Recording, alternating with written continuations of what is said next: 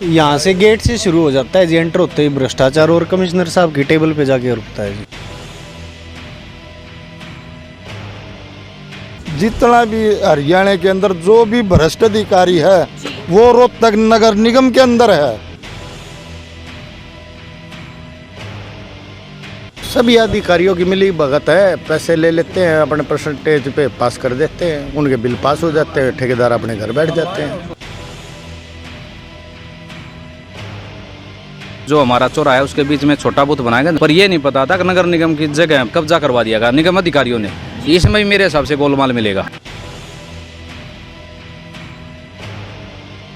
रोहतक नगर निगम भ्रष्टाचार का एक अड्डा है। नगर निगम में है भ्रष्टाचार का बोलबाला। निगम में पार्षदों की नहीं सुनता कोई भी अधिकारी। ये हम नहीं कह रहे, ये पार्षद ही आरोप लगा रहे हैं। गंभीर आरोप डिप्टी मेयर राजू सहगल पर भी लगाए गए हैं, मेयर पर भी लगाए गए हैं। नमस्कार, देख रहे हैं गरिमा टाइम्स और मैं रिंकी बत्रा। इस वक्त हम मौजूद हैं नगर निगम रोहतक में, जहां पर पार्षदों ने आज की होने वाली हाउस मीटिंग को रद्द कर दिया है और कहा है कि हम हाउस की मीटिंग में नहीं बैठेंगे क्योंकि आम मुद्दे जो हैं यहाँ पर नहीं उठाए जा रहे। फिलहाल यहाँ पर निगम में ही कई वार्डों के पार्षद मौजूद हैं, वही प्रतिनिधि मौजूद है जिनको आपने ही वोट करके इलेक्ट कर कर अपने लिए चुना है, जो आपकी वार्ड की समस्या उठाएंगे। लगभग सभी ही वार्ड यहाँ पर मौजूद हैं, तो एक एक करके वार्डों से जानेंगे जो जो भी यहाँ पर फ़िलहाल मौजूद है। सर, सबसे पहले आपसे जानेंगे, आप किस वार्ड के हैं, आपका नाम क्या है? जी, मेरा नाम राहुल देसवाल है, मैं वार्ड नंबर 10 से पार्षद हूँ जी। कौन कौन से एरिया आपके अंडर आते हैं? मेरे पास जी बलियाना गांव है, खेड़ी साध है, पैरावर गांव है, कनेली है, माजरा है और गड्डी। ये 6 गांव हैं, साथ में 4 कॉलोनियां हैं जिसमें अस्तलबोर, टैगोर कॉलोनी, फ्रेंड्स कॉलोनी और ओमैक्स। सर, बारिश होते ही कई समस्याएं उत्पन्न होती हैं। आपके वार्ड में क्या क्या समस्याएं हैं फिलहाल? मेरे वार्ड में जी समस्याएं हैं। क्या? पानी की बात करें तो पीने का पानी घर तक नहीं पहुंचता और बारिश के पानी की निकासी का समाधान नहीं है। अच्छा। और उधर सीवरेज की बात करें वो भी ब्लॉक हैं जी। जहाँ नए सीवरेज का काम चल रहा था अमृत योजना के तहत, वहाँ सारी गलियाँ उखाड़ रखी हैं। आने जाने में भी अव्यवस्था है, लोगों को आने जाने के लिए रास्ते में काफ़ी दिक्कत आ रही है, हर जगह कीचड़ है क्योंकि उन्होंने सारी जगह खोद के डाल दिया और जी ऊपर से उन्होंने गलियों को मोटरेबल नहीं किया, जो कि टेंडर में है कि भी वो सभी रास्तों को मोटरेबल करके देंगे। अच्छा। लेकिन उन्होंने खुदाई ज़्यादा की। होना ये चाहिए था भाई 2 गलियां जो खुदाई की हैं सीवर डाल के पहले उनको मोटरेबल करें फिर आगे खुदाई करें, लेकिन उन्होंने सारा वार्ड अपना सीवर डालते गए खोदते गए, पीछे से रास्तों को मोटरेबल नहीं किया, जिसकी वजह से ज़्यादा समस्या है। तो वो रास्ते जो हैं अभी पक्की सड़क नहीं बनाई गई है? नहीं बनाई गई है जी। कुछ एक रास्ते तो ऐसे हैं कि अगर आप अब भी जाओ, जैसे गढ़ी गाँव है उसकी जो मेन एंट्रेंस है दिल्ली रोड से, तो आप पैदल तो गांव में एंट्री नहीं कर सकते। अच्छा, इतने बुरे हालात हैं? इतने बुरे हालात हैं जी। आपको गाड़ी भी ऊंची चाहिए, अगर नीचे गाड़ी होगी तो वो भी नहीं निकलेगी वहाँ से। तो अभी इसके अलावा भी आपने पहले अभी कई मुद्दे उठाए थे, जब आपकी डिप्टी मेयर सर से भी बात हुई और मेयर से भी बात हुई है, तो मुद्दा एक ही बार बार उठाया गया था भ्रष्टाचार का। कितना एक भ्रष्टाचार रोहतक नगर निगम में मान रहे हैं? यहाँ से गेट से शुरू हो जाता है जी, एंटर होते ही भ्रष्टाचार और कमिश्नर साहब की टेबल पे जाके रुकता है जी। अच्छा, इतना है? इतना है जी। और क्या क्या किन किन मुद्दों पर भ्रष्टाचार मान रहे हैं? हाउस टैक्स में भ्रष्टाचार है जी। अच्छा। प्रॉपर्टी आईडी में भ्रष्टाचार है जी। अवैध कॉलोनियाँ हैं जी। यहाँ पर कहते हैं कि भाई अवैध कॉलोनियों में भाई आप प्लॉट ना खरीदें, सरकार के बार बार बयान आते हैं। वहीं रोहतक नगर निगम पैसे लेके अवैध कॉलोनियों में अमृत योजना के तहत जो सीवर और पानी का जो काम रिहायशी इलाकों में होना था वो प्राइवेट कॉलोनियों में हुआ है जी। अच्छा। हाँ जी।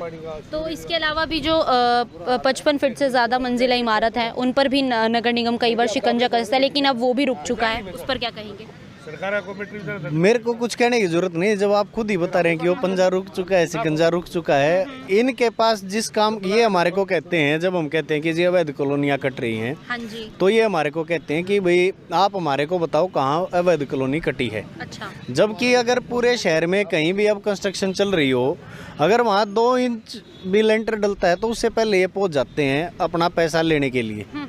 इनको कमीशन दो, ये वापस आ जाते हैं। जब ये एक बिल्डिंग पे एक लेंटर का भी इनको पता होता है, तो क्या इनको 10-10 एकड़ की कॉलोनियों का नहीं पता होता? अच्छा, तो कितना एक कमीशन मानते हैं, उसमें भी मिलता होगा इनको? पर एकड़ लेते होंगे जी 50 लाख रुपए, 60 लाख रुपए। अच्छा, इतना है कमीशन? इतना ही है जी। और कितने हिस्सेदार होंगे उसके, ये बताओ? ये दफ्तर हिस्सेदार है जी पूरा पूरा का पूरा? हाँ जी। जितने अधिकारी हैं? हाँ जी, बिल्कुल जी। तो चलिए आगे चलते हैं। अभी इन्होंने तो फिलहाल भ्रष्टाचार की, एक नहीं पार्षद सभी भ्रष्टाचार की पोल खोल रहे हैं। आगे चलते हैं। सर आपका नाम क्या है? मेरा नाम जय भुवन, वार्ड नंबर 9 से पार्षद हूँ। कितनी कॉलोनी आपके अंडर पड़ती है? मेरे पूरा बोर गाँव गड्ढी अच्छा, इंद्रप्रस्थ कॉलोनी सेक्टर 3-4। सेक्टर 3-4 भी पड़ता है। सर वहाँ पर भी अक्सर कई प्रॉब्लम बरसाती पानी की भी दिखती है, उसके अलावा खड्डों की भी काफ़ी ज़्यादा दिक्कत है, इसके अलावा पानी की भी समस्या है, तो उस पर क्या कहना चाहेंगे? सारे तो सीवरेज, सबसे बड़ी समस्या सीवरेज की सेक्टर में। सीवरेज बिल्कुल ठप पड़ा है, लोगों के रोज़ फोन आते हैं, अधिकारी कोई सुन नहीं रहा। पानी, बरसाती पानी आपने देखा है, एक थोड़ी बारिश हो जाए जब भी गोडे 3-3, 4-4 फुट पानी हो जाता है, सभी को परेशानी होती है। सेक्टर में बहुत ज़्यादा परेशानी है। अमृत योजना का नाम ले रहे, 3 साल हो गए अमृत योजना ने, गांव में अभी तक पानी चलता भी नहीं। अमृत कई गलियों में लाइन दाब भी है, कईयों में पहले डीए पास कर दी, पैसे लेके ठेकेदारों से पैसे लेके पहले ये गली पास कर दी। अच्छा, बहुत तो वो जो जबरदस्त। अमृत योजना के तहत फिलहाल दिल्ली बाईपास का भी बनाया जा रहा है, वो भी काम ठप पड़ा। हाँ जी बिल्कुल। और गांव के अंदर के जो रोड हैं, मेन रोड सोनीपत रोड, वो भी फटा हुआ बिल्कुल, आपने देखा भी होगा, बिल्कुल फटा हुआ। गांव के अंदर कर पुल है, पुल में आपने मानो 2 साल हो गए, 1 साल का टेंडर था, 2 साल अभी तक पुल भी नहीं खुला है। बहुत ज़्यादा समस्या चल रही है। सोनीपत तक के जो व्हीकल आते हैं वो 3-3 किलोमीटर घूम के शहर में आते हैं। वार्ड में आपके जितने भी निवासी आते हैं वो कुल मिलाकर आपको प्रतिनिधि चुनते हैं कि आप उनकी वार्ड की समस्या उजागर करेंगे। आपका ऊपर अधिकारियों से कितना एक इस मामले में बोल चल रहा है? अब सेक्टर 4 में पानी निकासी के लिए ट्रैक्टर चल रहा है, अधिकारी तेल देने से भी मना कर रहे हैं। 3 दिन हो गए ट्रैक्टर दिन रात चला है, और मकान नंबर 51-52 के सामने ट्रैक्टर चल रहा है। बेसिक ये चेक करा लो, ये तेल भी नहीं दे रहे, अपने दोहरे से चला रहे हैं। अच्छा, ये भी है, ये भी दिक्कत है। हाँ ये दिक्कत है, ये बेसिक ट्राई करवा लो, वहीं चल रहा है अभी ट्रैक्टर में। मतलब इतनी छोटी छोटी प्रॉब्लम। हाँ जी, इतनी छोटी छोटी प्रॉब्लम है, कोई समाधान नहीं है। सारे भ्रष्टाचार में, ये आज आपने देखा भी है, सारे पार्षद यहाँ बैठे हैं। तो अभी भ्रष्टाचार के आरोप जिस तरीके से राहुल देशवाल जी ने भी लगाए हैं, आप क्या कहना चाहेंगे फिलहाल नगर निगम? कोई भी एनओसी वगैरह कोई भी लेना आता था, पैसे वगैरह ये टेबल पर पास नहीं करते। कितने मांगते हैं वैसे? किसी का 2000 रेट है, किसी का 4000, किसी का 10,000, किसी का 20,000, किसी का 30। हाँ जी। अच्छा, चलिए अब आगे चलते हैं। तो फिलहाल सर आपसे आपका समय चाहिएगा। आपका नाम क्या है और किस वार्ड से आप पार्षद? वार्ड नंबर 4 से पार्षद हूँ मैं, धर्मेंद्र गुलिया मेरा नाम है। वार्ड में सबसे ज़्यादा समस्या रहती है पानी की। गंदा पानी आता है और काफ़ी पुराने टाइम समय से पुरानी लाइनें बिछी हुई हैं, जो कि आज तक कभी नई लाइन नहीं बिछाई गई।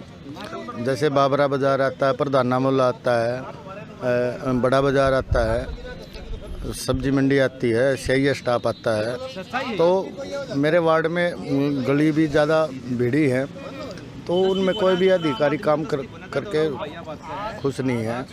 जो पुरानी लाइनें बिछी हुई है वो 50 साल से बिछी हुई है। सर एक सवाल यहाँ पर कॉमन ही पूछूंगी, जो लोग हमसे पूछते हैं, माता दरवाजा निवासी, हमारे भी कई जानकार वहाँ रहते हैं।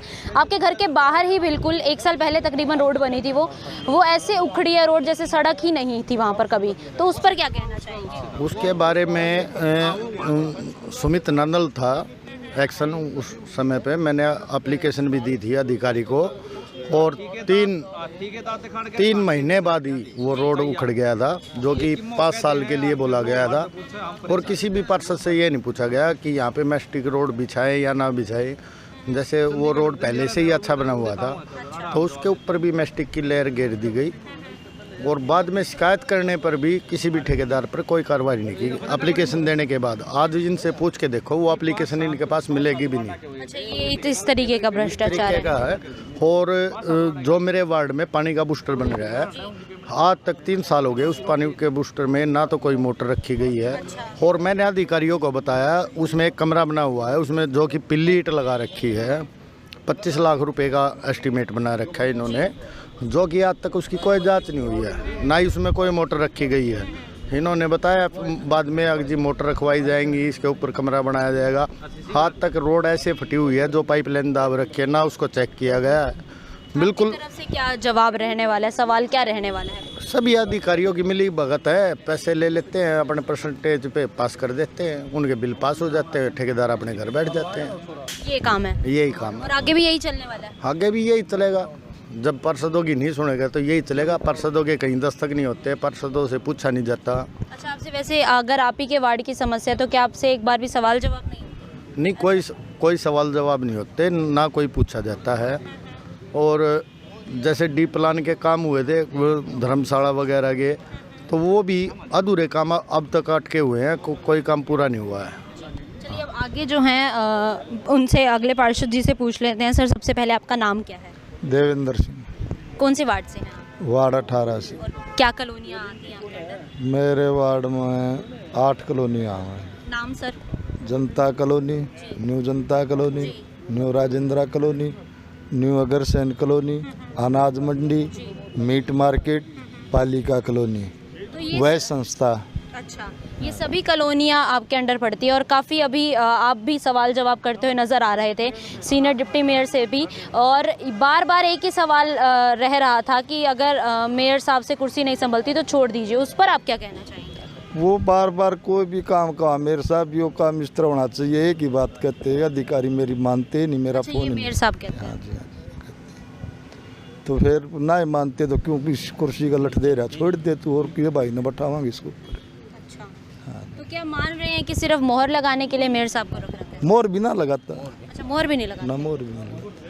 तो फिर किस लिए मेयर चुना गया? आप क्या कहना चाहेंगे? मेयर चुनाया शरीफ आदमी करके चुनाया था, लेकिन उसकी शराफत का लोग नाजायज फायदा उठाओ से सारे के सारे अधिकारी नाजायज फायदा उठा रहे हैं उनका। और बहुत शरीफ आदमी, कोई किसी प्रकार का बेईमान आदमी नहीं है। किसकी मिली भगत मान रहे हैं फिलहाल इसमें? इसमें तो मिली भगत मेयर की कोई नहीं है, ये भ्रष्टाचारी सारे अधिकारी बैठे हैं। या जितना भी हरियाणा के अंदर जो भी भ्रष्ट अधिकारी है वो रोहतक नगर निगम के अंदर है। अच्छा, रोहतक नगर निगम भ्रष्टाचार का एक अड्डा है, इससे बड़ा अड्डा हरियाणा के अंदर कहीं नहीं होगा, कोई से नगर निगम नहीं। बहुत घोटालों के नाम लिए गए थे, कुछ चुनिंदा घोटाले अगर आपको ज्ञात हैं तो कृपया करके बताइए। सारे हैं बेटा, कौन से पूछोगे बताओ। एक एक का फाइल जमा करा दी, काउंटर के ऊपर दे दी, वो 3 बार तो वह फाइल गुम हुआ है। उसके बाद चौथी बार फाइल लग गया है, वह धक्के लाग के ज्वाइंट कमिश्नर के ऑफिस तक चली जा है, वह जाकर ज्वाइंट कमिश्नर के ऑफिस में भी गुम हो जा। वहाँ जाकर मैंने फाइल निकलवाई, ज्वाइंट कमिश्नर जा रहा था, 1 हफ्ते का पेपर तक के मैं कोर्स करने जा रहा था, पंचकुला जा रहा था। आने के बाद मैं मिला, मैं कहा सर मेरी फाइल गुम होगी, मेरी खुद की पर्सनल फाइल थी। अच्छा, और लोग गाँगत के हाल होगा, वो फाइल पाई नहीं, कागजा के अंदर उसके अंदर लिख रहा क्या अनअप्रूव्ड। मैं कहा सर मेरी फाइल तो दे दो, मोर लगा देखूँ अपने के कारण हुआ है। मिला नहीं, ऑनलाइन कंप्लेंट कर दो। मैं सर फाइल दे दो, मिला फाइल तो गुम होगी। ये भी आपके पर्सनल का है? वो मैटर चल रहा है, एक खत्म नहीं हो लिया। हाँ, वही पर्सनल वाला। हाँ पर्सनल वाला, ले ऑनलाइन कंप्लेंट करवा दो आप। ऑनलाइन कंप्लेंट कराऊंगा, भिन्ने में आओगी।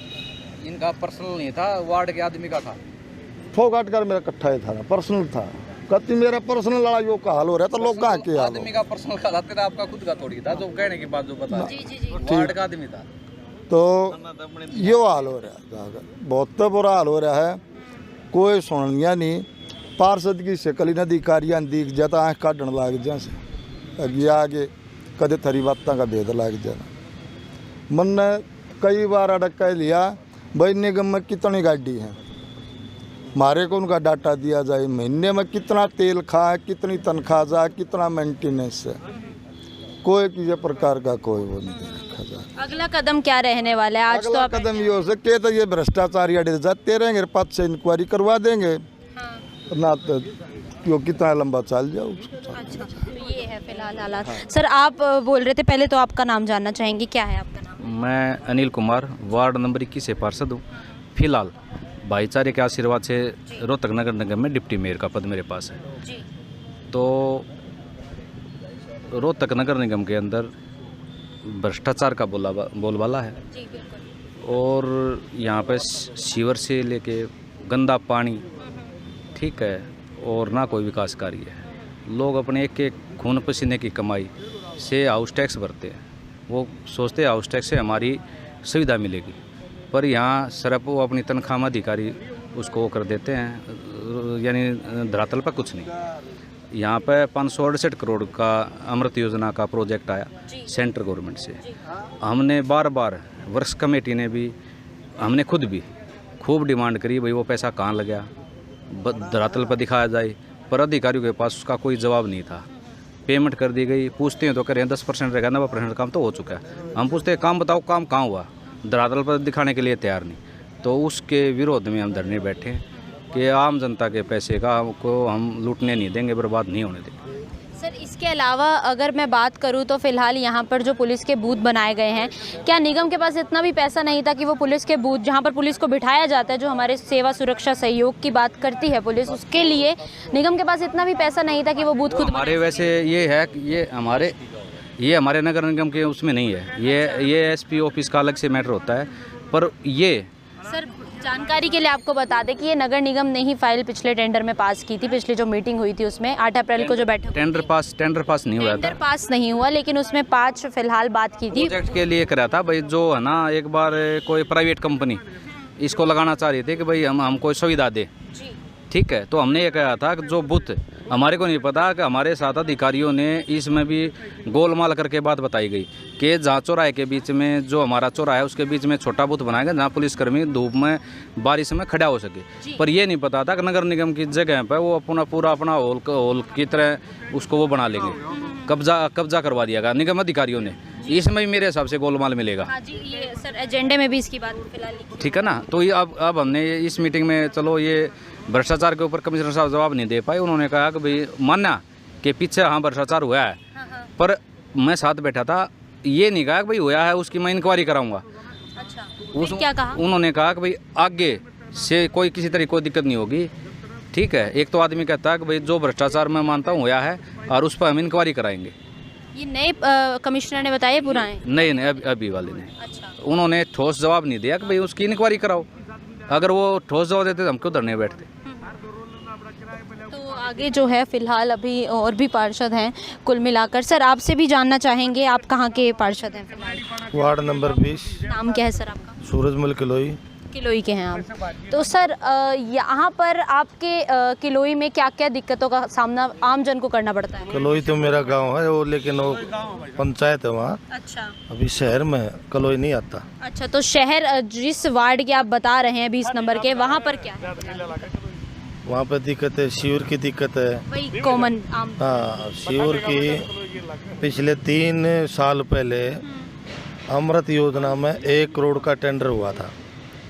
अच्छा, और मैंने पीछे हमारे प्रदीप गोदारा जी कमिश्नर थे, उनको भी कई बार बोला भाई हमारा काम करवा दो, क्योंकि अम्बेडकर कॉलोनी, राजीव नगर, एकता कॉलोनी और आनंद नगर, 4 कॉलोनियों का सीवरेज बिल्कुल डैमेज है, लोग बड़े परेशान हैं।